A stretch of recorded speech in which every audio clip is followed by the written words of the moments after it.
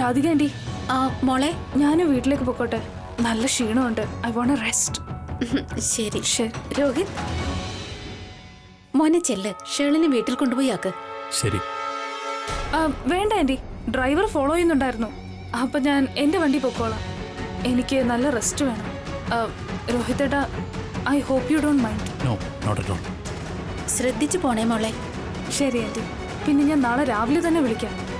കല്യാണത്തിന്റെ date fix ചെയ്യാൻ വേണ്ടി. മറന്നുപോയേക്കരുത്. നമ്മളെല്ലാരും രാത്രി മുഴുവൻ ഇവിടെ നിൽക്കാൻ പോവുകയാണോ അതോ വീട്ടിലേക്ക് പോകുന്നുണ്ടോ? പോക ഇളയമ്മേ, വാ. ഷെളിൻ, എനിക്ക് നിന്നോടൊരു കാര്യം സംസാരിക്കാനുണ്ട്. അച്ഛാ, ജസ്റ്റ് 2 minutes.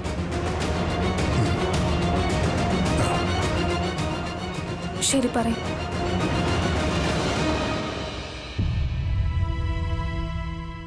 എന്താ?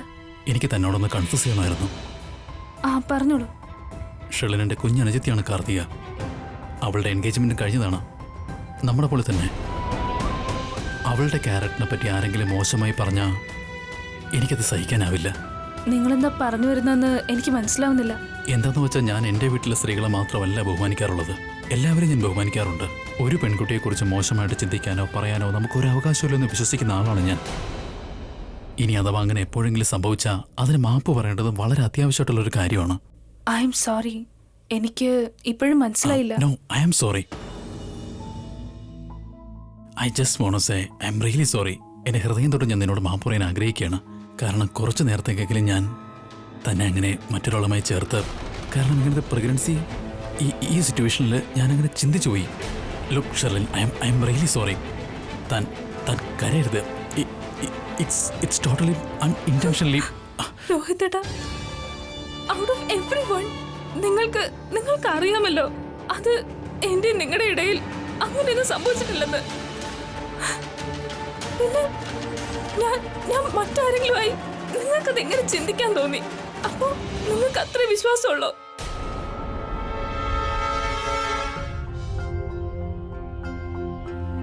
എനിക്ക് ശരിക്കും സങ്കടമുണ്ട്. അതുകൊണ്ടാണ് ഞാൻ തന്നോട് സോറി പറഞ്ഞ. എനിക്ക് എൻ്റെ തെറ്റിപ്പം മനസ്സിലായിട്ടുണ്ട്. ഇറ്റ്സ് ജസ്റ്റ് സംഭവിച്ചു പോയത്. Sorry Yar, really sorry. I understand. ഞാൻ പോവാ. നോക്ക് ഷെർലിൻ, ഞാൻ പറയുന്ന താനൊന്ന് കേക്ക്. 1 minute ഒന്ന് കേക്ക്. പ്രോബ്ലം എന്താണെന്നറിയോ? നിങ്ങൾക്ക് എന്നെ തീരെ വിശ്വാസമില്ല. ഷെർലിൻ, എനിക്ക് ശരിക്കും അറിയില്ല എങ്ങനെ തന്നെ ഒന്ന്. ഇപ്പൊ ചിലപ്പോ തന്നെ മനസ്സിൽ എന്നോട് ദേഷ്യം ഉണ്ടായി.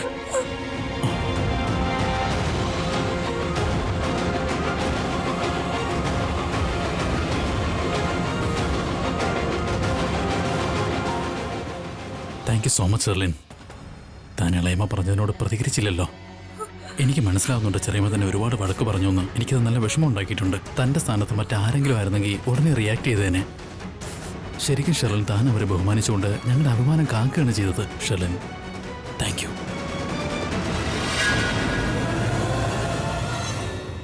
ഇറ്റ്സ് ഓക്കെ രോഹിതേട്ടാ. ഈ നടന്നതൊക്കെ നമുക്ക് മറക്കാം. ആൻഡ് ട്രസ്റ്റ് മീ, എന്റെ മോട്ടീവ് നിങ്ങൾക്ക് ഗിൽറ്റി ഫീലിംഗ് ഉണ്ടാക്കണമെന്നായിരുന്നു. അത് എനിക്ക് ഹേർട്ടായി. അതാ അങ്ങനെയൊക്കെ സംഭവിച്ചേ.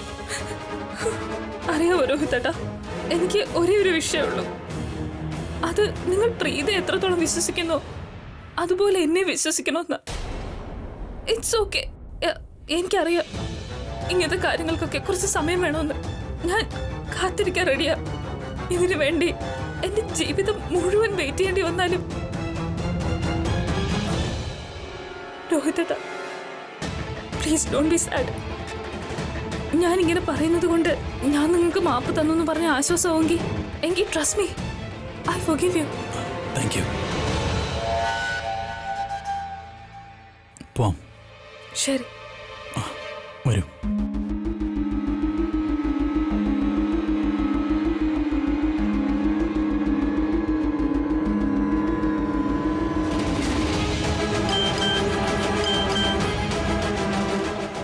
എന്റെ കുഞ്ഞു ബേബി ഹോസ്പിറ്റലിനടുത്ത് എനിക്ക് വേണ്ടി വെയിറ്റ് ചെയ്യണം. ഇത് ശരിക്കും ഒരു തുടക്കം മാത്രമാണ് രോഹിത് നമ്പ്യാർ. ഇന്ന് ആദ്യമായിട്ടല്ലേ നീ എന്നോട് സോറി പറയുന്നത്? നിനക്കെന്തറിയാം, ഈ സോറി നീ ജീവിതകാലം മുഴുവൻ എന്നോട് പറയേണ്ടി വരും. കാരണം ഞാൻ കിട്ടുന്ന എല്ലാ അവസരങ്ങളിലും നിന്നെ ഗിൽറ്റി ഫീൽ ചെയ്യിച്ചുകൊണ്ടിരിക്കും. ഞാൻ എന്നോട് തന്നെ ചെയ്ത പ്രോമിസ് ആണത്. നിങ്ങൾ 2 സഹോദരങ്ങൾക്കും ഇടയിൽ ഞാൻ നല്ല വിള്ളലുണ്ടാക്കും. അത് നികത്തുക എന്നത് ഒരിക്കലും നടക്കാത്ത കാര്യമായിരിക്കും. പിന്നെ നീ കിരണിന് വേണ്ടി എന്നെ ആയിരിക്കില്ല, എനിക്ക് വേണ്ടി കിരണിനെ ആവും വഴക്കു പറയുക. അവന് ശകാരിക്കും, നല്ല രസമായിരിക്കും. ഷേളിന് ഉറപ്പായിട്ടും പ്രഗ്നന്റ് ആണ്. എന്താ? ഓ മൈ ഗോഡ് കിരൺ, ഇനിയെങ്കിലും ഒന്ന് മതിയാക്ക്. എല്ലാം ക്ലിയർ ആയല്ലോ. എക്സ്ക്യൂസ് മീ, ഒന്നും ക്ലിയർ ആയിട്ടില്ല, ഒന്നും അവസാനിച്ചിട്ടില്ല. ഓക്കെ, നീ ഇളയമ്മ പറഞ്ഞ് കേട്ടില്ലേ? ഇളയമ്മക്ക് നല്ല എക്സ്പീരിയൻസ് ഉണ്ട്. എടി, അവൾ അമ്മയാവാൻ പോവാണെന്ന്. റിയലി? അപ്പോ ഹോസ്പിറ്റലിലെ ഡോക്ടേഴ്സ് അവരുടെ എക്സ്പീരിയൻസിന് എന്താ ഒരു വിലയില്ലേ? സർട്ടിഫൈഡ് ഡോക്ടേഴ്സാ പറഞ്ഞത് ഷെർലിൻ പ്രഗ്നന്റ് അല്ലെന്ന്. എക്സ്ക്യൂസ് മീ ചേച്ചി, അങ്ങനെ ഒരു ഡോക്ടറും പറഞ്ഞിട്ടില്ല. ഷെർലിനാ അങ്ങനെയൊക്കെ പറഞ്ഞത്. സൃഷ്ടി, നീ ഒന്നും മിണ്ടാതിരിക്കെ. ഈ വിഷയത്തിൽ നീ ഒന്നും പറയണ്ട. നിന്നോട് ഞാൻ വീട്ടിലെത്തിയിട്ട് സംസാരിക്കാം. ഞാൻ വീട്ടിൽ എത്തിയിട്ട് സംസാരിക്കാൻ പോലും അവൾ അനീതിയായിട്ട് വഴക്ക് പറയാലോ അല്ലേ? Thank you sir. അയ്യോ എടി, നിന്റെ പ്രോബ്ലം എന്താ പെണ്ണേ? നീ ആ ഫോട്ടോ വ്യക്തമായി കണ്ടല്ലേ? പൃഥ്വി ഷേളിന് തമ്മിൽ എത്ര തൊട്ടുമേ ഇരിക്കുന്നതെന്ന്. എന്താ ഇപ്പൊ നിന്റെ പ്രശ്നം? ഈ 2 സംഭവങ്ങളും തമ്മിൽ ഒരു റിലേഷനും ഇല്ലല്ലോ. പിന്നെ അത് വലിച്ചഴിച്ച് ഒന്നിച്ചു കൊണ്ടുവരേണ്ട ആവശ്യം എന്താ നിനക്ക്? ഒന്നാമത്തെ കാര്യം, ഷെർലിൻ പ്രഗ്നന്റ് അല്ല. പിന്നെ രണ്ടാമത്തെ കാര്യം, എന്തെങ്കിലും പ്രശ്നം ഉണ്ടായ പിന്നെ പൃഥ്വി എന്തിനാ ബ്ലെയിം ചെയ്യാൻ നിൽക്കുന്നേ? മതിയാക്കൊന്ന്. ചേച്ചി എന്ത് കാര്യത്തിനും പൃഥ്വി അന്ധമായിട്ട് വിശ്വസിക്കുന്നു. അവർ ഓരോ പ്രശ്നത്തിൽ നിന്ന് ഒഴിവാകാൻ വേണ്ടി എന്തെങ്കിലുമൊക്കെ പറയും. അതെല്ലാം വിശ്വസിച്ചോണ്ടിരുന്നോ കേട്ടോ? സൃഷ്ടി, ഒന്നും മിണ്ടാതിരിക്കുക. ഞാൻ എന്താ നിന്നോട് പറഞ്ഞ് വീട്ടിലെത്തിയിട്ട് സംസാരിക്കാന്നല്ലേ? സൃഷ്ടി, നീ ചുമ്മാ ഇരിക്കെ. അവൾ എല്ലാവരും പൊട്ടന്മാരാക്കുന്നത് എനിക്ക് കണ്ടു നിൽക്കാനാവില്ല. ഇത് ഞാൻ ഹാൻഡിൽ ചെയ്തോളാം. ഹാൻഡിൽ ചെയ്തോളാന്നോ? Ya of course. ആ പൃഥ്വി നമ്മൾ കാണുന്ന പോലെ വൃത്തികെട്ടവനാവൻ. ഓക്കെ, പിന്നെ എനിക്ക് നല്ല ഉറപ്പുണ്ട് ഷേളിന്റെ കുഞ്ഞിന്റെ അച്ഛൻ അവനാണെന്ന്.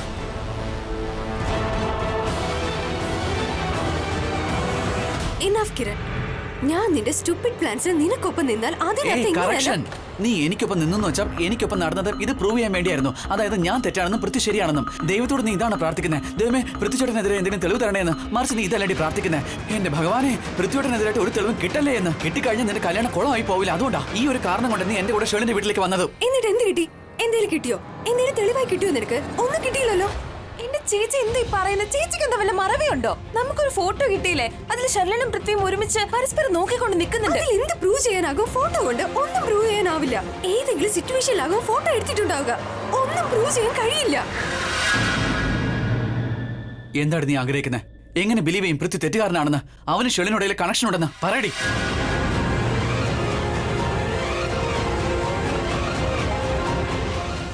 ഷെർലിന്റെ സ്ലാം ബുക്ക് തുറന്നു നോക്കാം. അത് വായിച്ചു കഴിയുമ്പോൾ നമുക്ക് അറിയാൻ പറ്റുമല്ലോ പൃഥ്വിക്ക് എന്തെങ്കിലും ഇൻവോൾവ്മെന്റ് ഉണ്ടോന്ന്. അതോ ഇതെല്ലാം നിന്റെ തോന്നലുകൾ മാത്രമാണോന്ന്? നിന്റെ വീടെത്തിരിക്കാം.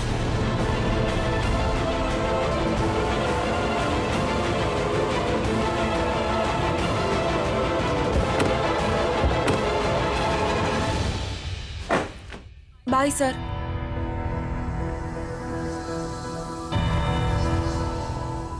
ബൈ.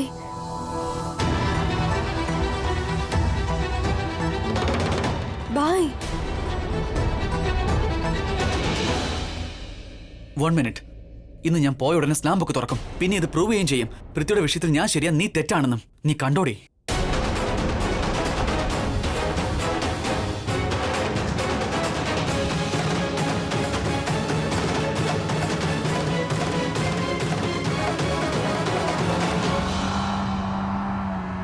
നമ്മുടെ എല്ലാം തലയിൽ ഒരു ബാറ്ററി ഉണ്ടാവും.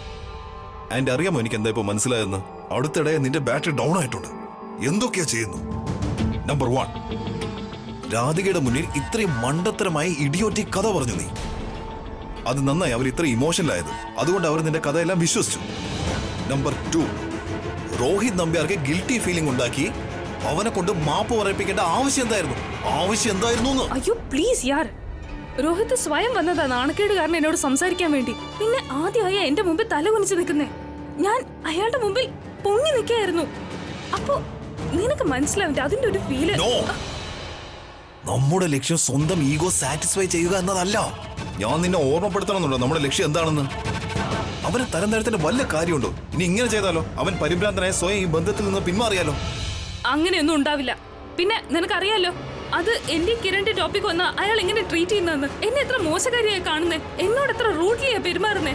പിന്നെ ഞാൻ ഒരു തവണ രോഹിത്തിനെ മോശക്കാരനാക്കിയ അതില് എന്റെ എത്ര തെറ്റ്? What's a big deal? എടീ, നീ അത് ഞാൻ പറയുന്നത് എന്താ നിനക്ക് മനസ്സിലാകാത്തത്? നീ രോഹിത്തിന് മുന്നിൽ എന്നും നല്ല രീതിയിൽ വേണം ബിഹേവ് ചെയ്യാൻ. കാരണം അവൻ വളരെ സോഫ്റ്റ് ഹാർട്ടഡ് ആണ്, ശരിക്കും പ്രീതയെ പോലെ.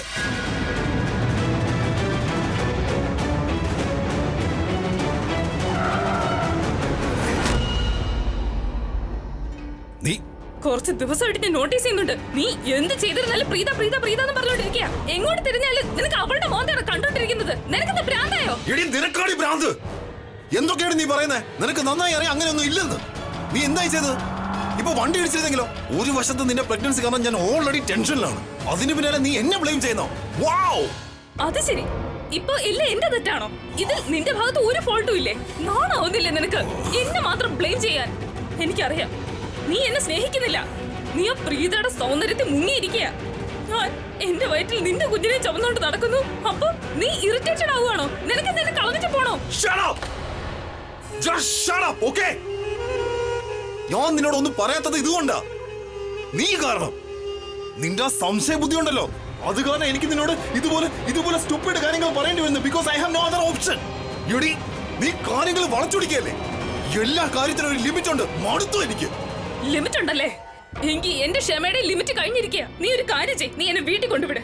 അതിനുശേഷം കുറച്ച് ദിവസത്തേക്ക് എന്റെ അടുത്ത് നിന്ന് മാറി നിൽക്ക. എനിക്ക് നിന്നിൽ നിന്ന് കുറച്ച് ബ്രേക്ക് വേണം, അല്ലെങ്കിൽ ഞാൻ ശരിക്കും പ്രാന്തിയായി പോവും.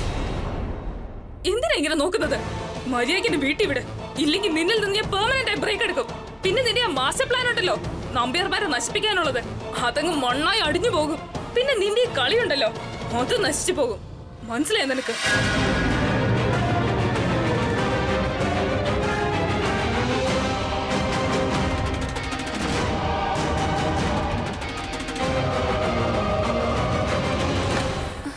ജാനകി ജാനകി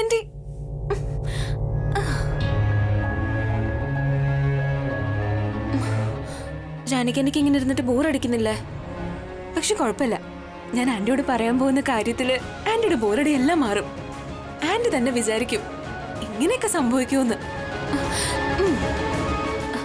ഷെർലിന്റെയും പൃഥ്വിയുടെയും ഇടയിൽ എന്തോ ഉണ്ട്. എന്തോ ഉണ്ടെന്ന് പറഞ്ഞാല് അതിപ്പോ എങ്ങനെയാ പറയാ, ഈ മിണ്ടപ്പൂച്ച കലോടയ്ക്കെന്നൊക്കെ പറയില്ലേ, അതുപോലെ തന്നെ. ഇവൾക്ക് എങ്ങനെ അറിവ് കിട്ടി? ആന്റിക്ക് അറിയോ എനിക്ക് എന്താ തോന്നുന്നതെന്ന്? ഈ ഷെർലിന്റെയും പൃഥ്വിയുടെയും ലവ് സ്റ്റോറി ഉണ്ടല്ലോ, അത് നല്ല പഴക്കമുള്ളതാ.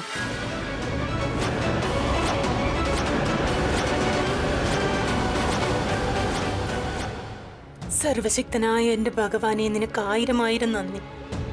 അവസാനം നീ സത്യത്തിന്റെ കവാടം തുറന്നുവല്ലോ. എപ്പോഴും അങ്ങനെ ആവട്ടെ.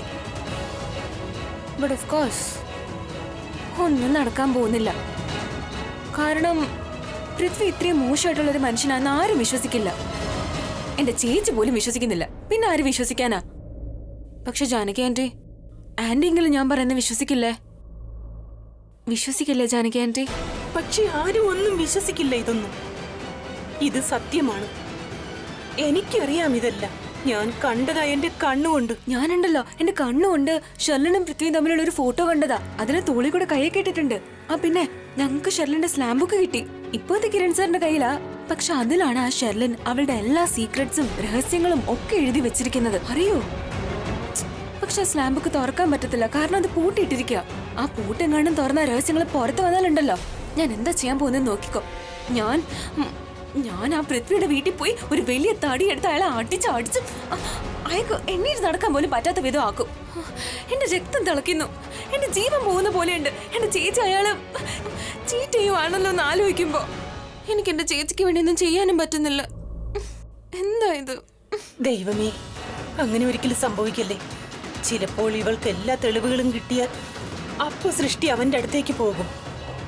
എന്ത് തെറ്റാണോ ഞാൻ ചെയ്തത്, അതെന്റെ സൃഷ്ടി ചെയ്യാൻ ഇടയാക്കരുത്. എങ്കിൽ അവൻ എന്റെ സൃഷ്ടിയെയും ഇല്ലാതെയാക്കാൻ ശ്രമിച്ചു എന്ന് വരും. ഞാനും പോയതല്ലേ ഒരു കടുവയെ പോലെ അവന്റെ മുമ്പിൽ. അവസാനം എന്തായി? ഇന്ന് നോക്കിയ ഞാൻ എത്ര നിസ്സഹയായി ഇങ്ങനെ കിടന്ന് അനുഭവിക്കുന്നു. അന്ന് ഞാൻ ആവേശം കാട്ടാതെ ബുദ്ധിപരമായി കാര്യങ്ങൾ ചെയ്തെങ്കിൽ എങ്കിലും ആ പൃഥ്വിയും ഷെർലിനും രണ്ടും ജയിലിൽ നരകിച്ചേനെ. പിന്നെ എന്റെ പ്രീത ആ ദുഷ്ടന്റെ കയ്യിൽ നിന്ന് രക്ഷപ്പെട്ടേനെ. പക്ഷേ എന്റെ ഈ അവസ്ഥ ഞാൻ തന്നെ വാങ്ങിയതാ. എന്റെ സൃഷ്ടിക്ക് ഒരു ദുരന്തവും വരരുത്. ഞാൻ ആഗ്രഹിക്കുന്നില്ല എന്റെ സൃഷ്ടിയും ഇതുപോലെ ആകാൻ. എന്റെ ദൈവമേ, അവളെ രക്ഷിക്കണേ. ഈ പ്രീത ചേച്ചി എന്തിനാ എന്റെ മൂത്തതായത്? ഞാൻ പറയുന്ന ഒരു കാര്യവും സീരിയസ് ആയിട്ട് എടുക്കുന്നില്ല, ഈസി ആയിട്ടാ എടുക്കുന്നേ. ഐ സോ വിഷ് പ്രീത ചേച്ചി എന്റെ അനിയത്തി ആയിരുന്നെങ്കിൽ ഞാനിങ്ങനെ ഉത്തരവിട്ട എന്റെ ചേച്ചിയോട് എല്ലാ കാര്യവും ഞാൻ ചെയ്യാൻ പറയും. ഇങ്ങനെ വഴക്ക് പറഞ്ഞിട്ട് എനിക്ക് ശരിയെന്ന് തോന്നുന്ന മാത്രം. എനിക്ക് ശരിയെന്ന് തോന്നുന്നതിന് കാരണം അത് ആക്ച്വലി ശരിയായതുകൊണ്ടാ. You know what I mean Janaki aunty? I know what you mean. എല്ലാം ഞാൻ കേട്ടു. എന്താ ഇതൊക്കെയാണോ സംസാരിക്കേണ്ടത്? പോ എനിക്ക് ശരിയാക്കാൻ വന്നിരിക്കുന്നു. ജാനകി ആന്റി, നിങ്ങൾക്ക് അറിയാലോ ഈ പെണ്ണ് എത്ര അസൂയക്കാരിയാണെന്ന്. ഓഹോ, എനിക്കാണല്ലേ അസൂയ. സ്വന്തമായിട്ട് ഭയങ്കര കോൺഫിഡൻസ് അല്ലേ ചേച്ചിക്ക്? ശരി, ആ സ്ലാം ബുക്കിന്റെ പൂട്ടൊന്ന് അഴിച്ചോട്ടെ, പിന്നെ നമുക്ക് കാണാം ആദ്യം ആരാ പൃഥ്വിയായിട്ടുള്ള ബന്ധം വേണ്ടെന്ന് വെക്കുന്നതെന്ന്. സ്വയമായിട്ട് വരും എനിക്ക് അവനോടുള്ള ബന്ധം വേണ്ട പ്ലീസ് എന്നൊക്കെ പറഞ്ഞു. ആ പിന്നെ എന്നോടും കിരൺ സാറിനോടും സോറി പറഞ്ഞ് തളർന്നു പോകും. മനസ്സിലായോ? അപ്പൊ ശരി, ഓക്കെ, ഗുഡ് നൈറ്റ്. നേരെ ഒരുപാടായില്ലേ, പോയി ഉറങ്ങ. Janaki anti fine. വട്ടു പെണ്ണ്. ജാനകി ആന്റി, നിങ്ങൾക്കറിയാലോ അവൾ എത്ര പൊട്ടിയാണെന്ന്. വായിൽ എന്തു വരുന്നു അന്ന് വിളിച്ചു പോവും. ആന്റിക്ക് അവളെ പറഞ്ഞു മനസ്സിലാക്കാൻ കഴിഞ്ഞെങ്കിൽ. ആന്റിക്ക് സൃഷ്ടിയെ അറിയാലോ. ഒരു തവണ ഒരാളെ കുറിച്ച് മോശമായി കരുതിയ പിന്നെ തീർന്നു, അതിൽ തന്നെ തൂങ്ങിക്കിടക്കും. ഇപ്പൊ നോക്കിയേ, അവൾക്ക് പൃഥ്വിയേട്ടനെ ഇഷ്ടമല്ല. അല്ല, ആന്റി തന്നെ പറഞ്ഞേ, അങ്ങനെ എന്ത് കുറവാ പൃഥ്വിയേട്ടനുള്ളത്?